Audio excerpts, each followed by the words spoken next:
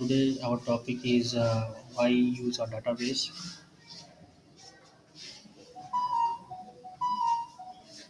Chapter name is Database and DBMS and Introduction.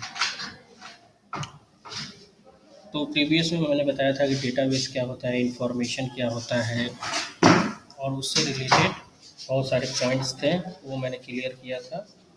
Table में कैसे हम लोग डेटाबेस को रखेंगे और क्यों ऑर्गेनाइज वे में रखेंगे। आज एक्सप्लेन मैं करने वाला हूँ why use of database. Database can store very large number of records efficiently. Database का हम लोग यूज़ इसलिए करते हैं क्योंकि डेटाबेस जो होता है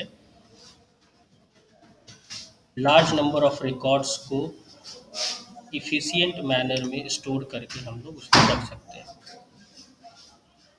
जैसे कोई टेबल है और टेबल में आप किसी स्कूल का इंफॉर्मेशन, कॉलेज का इंफॉर्मेशन, एम्प्लॉय का इंफॉर्मेशन, स्टूडेंट का इंफॉर्मेशन स्टोर करके रखते हैं, तो उसमें बहुत सारे इंफॉर्मेशंस को हम लोग स्टोर करके रखते हैं ताकि जब भी हमें ज़रूरत पड़े हम उसका यूज़ कर पाएँ। एक टेबल जो होता है जिसमें हम डेटाबेस को स्टोर करके रखते हैं, वो टेबल रॉ एंड कॉलम का कॉम्बिनेशन होता है और उसका जो स्ट्रक्चर होता है कुछ इस तरह से होता है, जो अभी मैं ड्रॉ करके आप लोगों को बता रहा हूँ।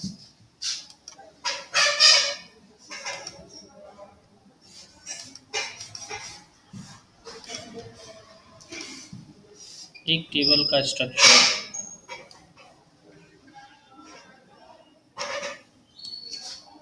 ऑर्गेनाइज्ड वे में combination of raw and column होगा। मान लीजिए कि आपके टेबल का नाम स्टूडेंट है, तो आप डोमेन नेम्स में यानी कि मेन नेम्स में रोल नेम, स्टूडेंट का एड्रेस, क्लास, सेक्शन, ये सारी चीज़ें आप क्या कर सकते हैं स्टोर करके, फिर रॉ एंड कॉलम में स्टोर करके हम इसको रखेंगे।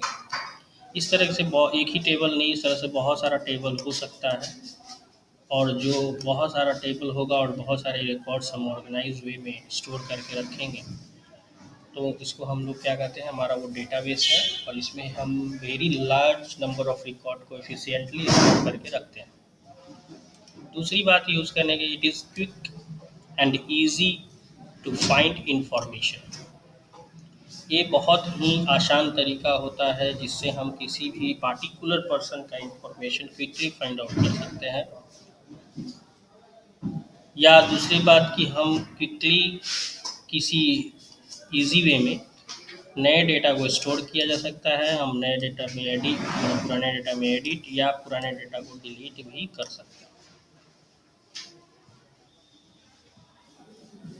किसी भी पार्टिकुलर डेटा को ईजिली सर्च करके हम रख सकते हैं। 2-4 डेटा होगा तो कोई दिक्कत नहीं, लेकिन अगर 1 लाख, 2 लाख या 5 लाख डेटा है तो आप कैसे फिर उसको स्टोर करेंगे, कैसे उसको स्टोर करेंगे ईजिली, कैसे उसमें से पार्टिकुलर पर्सन का इंफॉर्मेशन निकालेंगे। तो वो जब तक ऑर्गेनाइज्ड वे में इस फॉर्म में स्टोर करके नहीं रखा जाएगा तो आप फिर उसको एक्सेस कैसे करेंगे।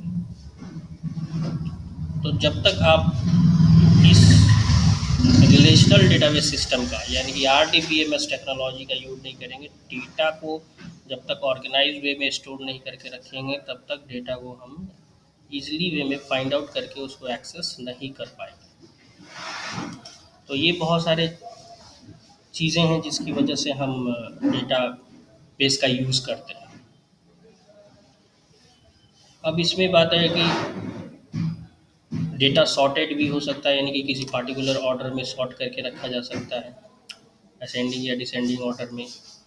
Data can be imported into applications. अगर कोई सॉफ्टवेयर है या किसी तरह का ऑनलाइन या ऑफलाइन एप्लीकेशंस है तो वहाँ से भी डेटा को हम लोग डेटाबेस में रहेगा तो डेटा को वहाँ पे भी हम एक्सेस कर सकते हैं।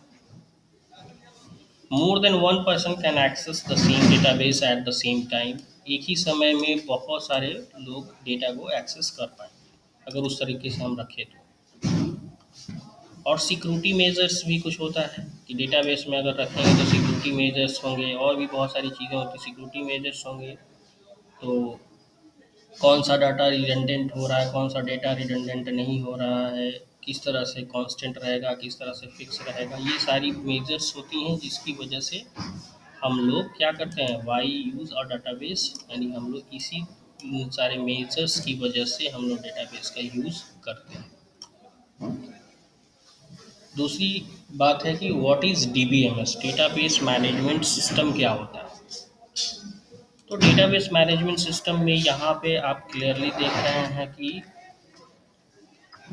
एक database management system is a software designed to store, retrieve, define and manage data in a database। एक DBMS सिस्टम, DBMS सॉफ्टवेयर, यानी कि कोई भी DBMS सॉफ्टवेयर हो सकता है, बहुत सारे सॉफ्टवेयर्स हैं जो DBMS के रूल्स एंड रेगुलेशंस पे काम करते हैं, यानी कि डेटाबेस मैनेजमेंट सिस्टम के रूल्स कुछ होते हैं, उस रेगुलेशंस को फॉलो करते हुए वो सॉफ्टवेयर जो फॉलो करते हैं उस सॉफ्टवेयर को हम लोग DBMS सॉफ्टवेयर का नाम देते हैं। जो डिज़ाइन टू स्टोर, जो कि किस लिए स्टोर यूज़ किए जाते हैं, ताकि वो store, retrieve, define and manage, यानी कि सारे डेटा को मैनेज कर पाएँ डेटाबेस से। तो इसमें views, view two, view three, तो ये सारी चीज़ें नहीं समझनी है। जैसे कि एक स्टूडेंट है, सिंपली बात समझ लेंगे कि एक स्टूडेंट है, स्टूडेंट की आईडी होगी, स्टूडेंट का नेम होगा, प्रोजेक्ट आईडी होगी। तो ये जो है वो बता रहा है कि स्टूडेंट की जो आईडी है वो किससे रिलेटेड है, स्टूडेंट के नेम से रिलेटेड है, वही आईडी प्रोजेक्ट आईडी से रिलेटेड है। और फिजिकल में ये डेटाबेस इस तरीके से ये सारी इंफॉर्मेशन स्टोर होंगे, और इंफॉर्मेशन फिर क्या होगा, स्टोर होगा और फिर एक्सेस होगा। यही हमारा डीबीएमएस बोलता है, डेटाबेस मैनेजमेंट सिस्टम होता है। तो बहुत सिंपल है कि ये डीबीएमएस और database management system is a software that can store, edit and organise data in a database. कुछ एडवांटेजेस हैं इसके कि जैसे it store data at a one central location, यानी कि एक सेंट्रल लोकेशन पे डेटा क्या होगा, स्टोर होगा।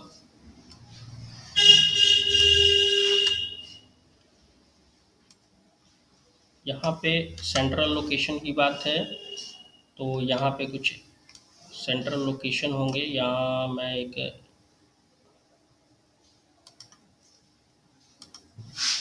सेंट्रल लोकेशन होगा जहाँ पे डेटा क्या होगा, इसी में डेटा को हम लोग क्या करेंगे, स्टोर करेंगे, और इसी से डेटा को क्या करेंगे, एक्सेस करेंगे। यहाँ स्टोर हो रहा है इसी सेंट्रल लोकेशन में, और यहाँ से क्या हो रहा है, एक्सेस हो रहा है,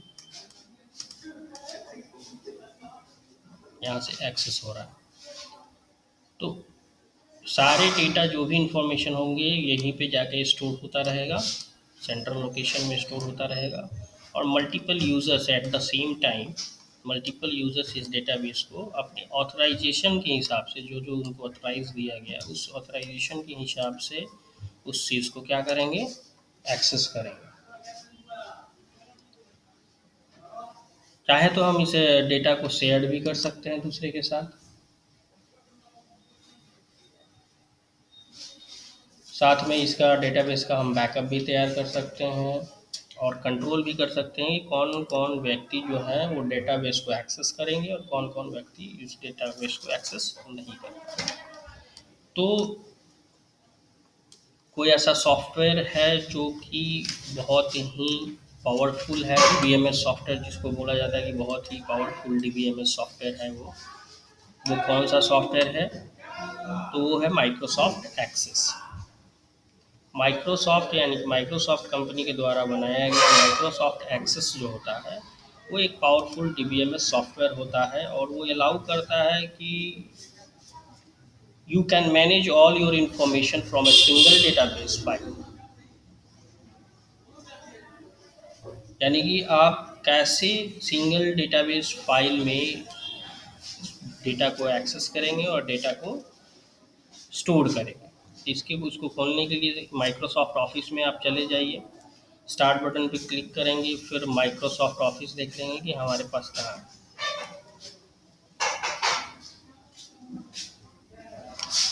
माइक्रोसॉफ्ट ऑफिस पे क्लिक कर देंगे। माइक्रोसॉफ्ट ऑफिस पे क्लिक करने के बाद माइक्रोसॉफ्ट एक्सेस 2007, मेरे पास 2007 वर्जन का है। तो 2007 एंड 2010 जो वर्जन का आता है माइक्रोसॉफ्ट एक्सेस, वो उसका एक्सटेंशन क्या होता है, .accdb। ठीक है, .accdb इसका एक्सटेंशन होता है। यानी कि अगर आप इसका एक्सटेंशन की बात करें तो इसका एक्सटेंशन क्या होगा,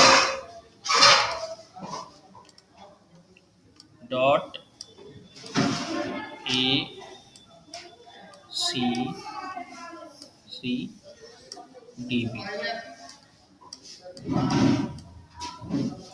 लेकिन इससे पहले के वर्जन का एक्सटेंशन क्या आता था, .mdb फाइल का पहले के वर्जन का एक्सटेंशन होता था। फिर हमारा माइक्रोसॉफ्ट एक्सेस पे हम क्लिक करेंगे, माइक्रोसॉफ्ट एक्सेस खुलेगा। इस तरीके से उसका व्यू होगा। आप क्या करेंगे, ब्लैंक डेटाबेस पे क्लिक करेंगे। यहाँ पे ब्लैंक डेटाबेस है, उस पर आप क्लिक करेंगे। यहाँ डेटाबेस का वो नाम पूछेगा, यहाँ पे कोई भी नाम दे सकते हैं। बाय डिफ़ॉल्ट नेम क्या हो रहा है, डेटा बेस 1, और ये कहाँ जाके सेव हो रहा है, तो सी के अंदर, यूज़र्स के अंदर, वेब के अंदर, डॉक्यूमेंट के अंदर ये जा कर के सेव होगा। आप यहाँ से उसके पाथ को भी चेंज कर सकते हैं कि आपका वो कहाँ जा कर के सेव होगा। तो हम इसको डेस्कटॉप कर देते हैं कि डेस्कटॉप पे जाके सेव हो। तो उस पर क्लिक करेंगे, ये जो फोल्डर है उस पर हम क्लिक करेंगे। फोल्डर का आइकन है और आप यहाँ पे चूज़ कर लीजिए कि आपका कहाँ पे फाइल सेव होगा।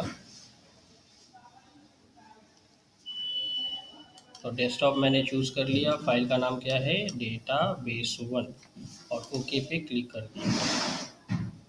अब यहाँ देखिए इसका एक्सटेंशन आ गया, database1.accd। ठीक है, क्रिएट पे क्लिक कर देंगे।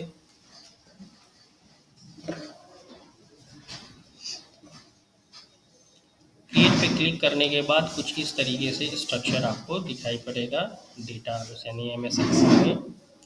टेबल का नाम टेबल 1 बाय डिफ़ॉल्ट रहता है। आप इसके नाम को चेंज करेंगे तो डिज़ाइन व्यू में जाइएगा। यानी कि कैसे डिज़ाइन व्यू में करना है, इस पे राइट क्लिक करना है, डिज़ाइन व्यू में जाना है। टेबल का नाम मान लीजिए STU रखते हैं तो स्टूडेंट हो गया, और ओके पे क्लिक कर दिया।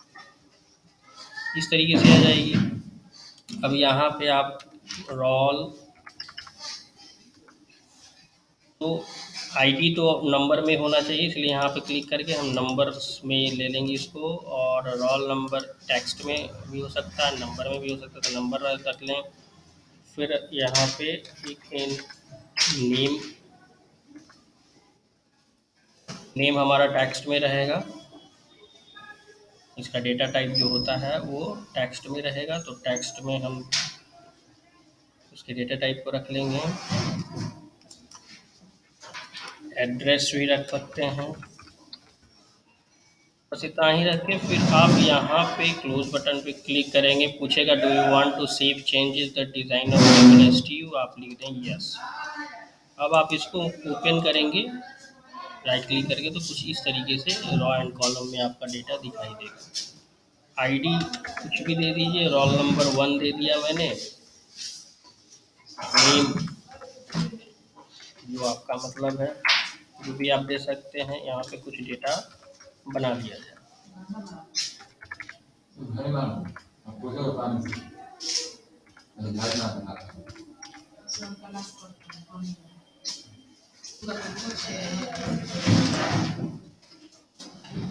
C103, रोल नंबर 3,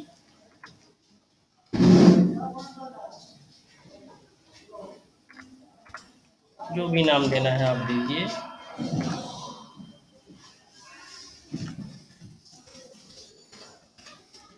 ये डेटाबेस आपका बनके तैयार हो गया। अब इस तरह से ऑर्गेनाइज्ड वे में रॉ एंड कॉलम में, जैसे प्रीवियस में बताया था कि टेबल में कैसे ऑर्गेनाइज्ड वे में रॉ एंड कॉलम तैयार होता है, इस ऑर्गेनाइज्ड वे में हम एमएस एक्सेस में डेटा क्या करेंगे, तैयार करेंगे। जब ये रेडी हो जाता है तो इसको डिज़ाइन व्यू में जाके भी आप देख सकते हैं। ये डिज़ाइन व्यू में बोल रहा है कि ये फील्ड नाम है, जो आईडी है, रोल नंबर है, नेम है, एड्रेस है, फील्ड का नाम है, और उसका डेटा टाइप क्या है, नंबर है, ये टेक्स्ट है और ये टेक्स्ट है। यानी कि ओपन पे क्लिक करेंगे तो टेबल खुलेगा, और उसका डिज़ाइन व्यू पे क्लिक करेंगे तो उसका फिजिकल स्ट्रक्चर जो होता है वो खुलेगा कि उसका नाम क्या है, फील्ड्स का नाम क्या है और उसका डेटाबेस क्या है। यहाँ पे केवल राइट क्लिक करने की बात है। ओपन तो टेबल खुलेगा, और स्ट्रक्चर मतलब डिज़ाइन व्यू खुलेगा। तो डेटा आइटम क्या होता है? तो डेटा आइटम हमारा ये है कि जो आप पार्टिकुलर फील्ड में रिकॉर्ड डाल रहे हो वो हमारे लिए डेटा आइटम है। रिकॉर्ड क्या होता है? कलेक्शन ऑफ पूरा data item which represent complete unit of information. ये एक स्टूडेंट मोहन का एक कंप्लीट यूनिट ऑफ इंफॉर्मेशन है। 101 से 1 मोहन छपड़ा, ये कंप्लीट यूनिट ऑफ इंफॉर्मेशन है। इस वजह से इसको हम क्या कहेंगे? रिकॉर्ड कहेंगे। और जिस इस स्ट्रक्चर में डेटा सेव हो रहा है तो इस स्ट्रक्चर को टेबल कहा जाता है, और इस टेबल का नाम क्या है? STU हमने नाम रखा था, तो इस टेबल का नाम स्टूडेंट टेबल है।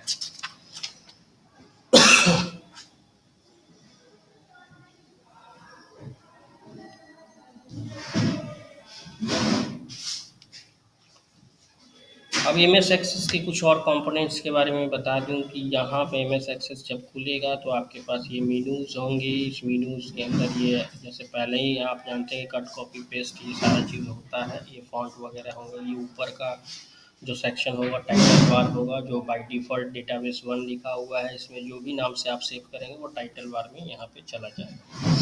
कुछ क्विक एक्सेस टूल बार होगा। ये हमारा क्विक एक्सेस टूल बार है। सेव, अंडू, रीडू आप यहाँ कस्टमाइज भी कर सकते हैं। जो भी चीज़ें यहाँ से करेंगे न्यू पे तो ये न्यू आ जाएगा। कस्टमाइज मतलब हम अपने अकॉर्डिंग इसमें जो चीज़ हटाना है उस पर अनचेक कर देंगे, ये हट जाएगा। उसके बाद एक्सेस रिबन, ये जो है रिबन है, और इस रिबन के अंदर डिफरेंट डिफरेंट कमांड्स दिए हुए हैं। नेविगेशन पेन यानी एक जगह से दूसरे जगह जाने का नेविगेशन पेन। स्टेटस बार आप समझ रहे हैं कि स्टेटस बार जो नीचे का एरिया होता है उसको हम लोग स्टेटस बार बोलते हैं। ये जो दिया हुआ है कि रिकॉर्ड 1 2 3, यानी कि यहाँ पे हम हैं तो अभी 1 रिकॉर्ड पे हैं। यहाँ से हम आगे के रिकॉर्ड पे, लास्ट रिकॉर्ड पे डायरेक्ट चले जाएंगे, और एक एक करके भी रिकॉर्ड पे जा सकते हैं। सर्च यहाँ पे है, कुछ चीज़ें सर्च करना है तो ये स्टेटस बार का एरिया है। नीचे का जो एरिया होता है ये स्टेटस बार का एरिया होता है। तो अभी आप लोग यहाँ तक समझिए, फिर नेक्स्ट वीडियो में आगे के लेसन्स के बारे में मैं बताऊँगा।